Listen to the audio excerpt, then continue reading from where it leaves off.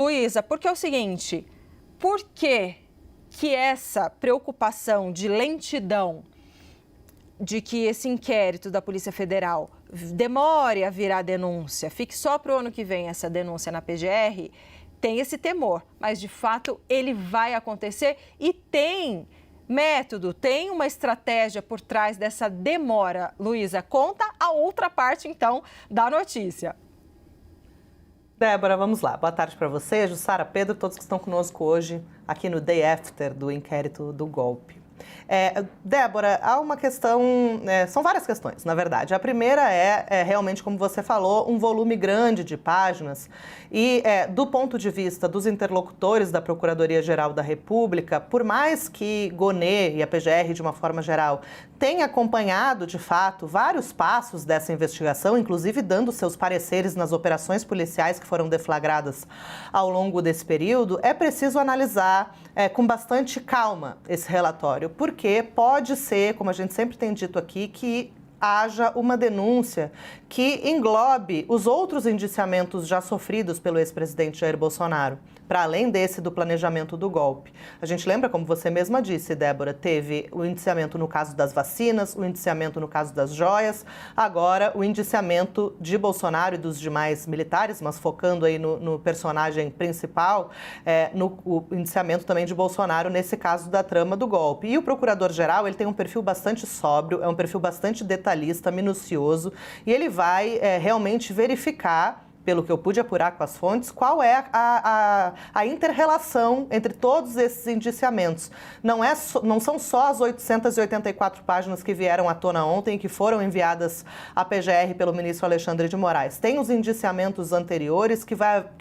possivelmente tenham que passar por uma espécie de cruzamento de dados aí para ver de que maneira eles se interrelacionam, porque isso, inclusive, pode interferir. Acho que até o Pedro pode falar um pouco melhor sobre isso, que ele tem dito bastante sobre essa questão das penas. Até isso tem a ver, né? Então, para ver, de fato, qual vai ser o nível de conexão entre todas essas investigações, se de fato cabe apresentar uma denúncia conjunta ou se vai haver um desmembramento, tudo isso está sobre a mesa do Procurador-Geral Paulo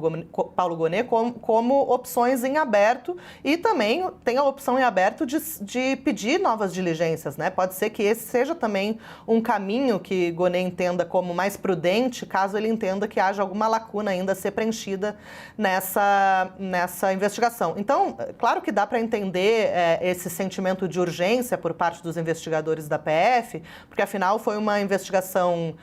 bastante também minuciosa, né? Que exigiu muito ali da Polícia Federal, e a gente vê isso justamente por esse relatório gigante e cheio de informações e indícios, mas por parte da PGR a visão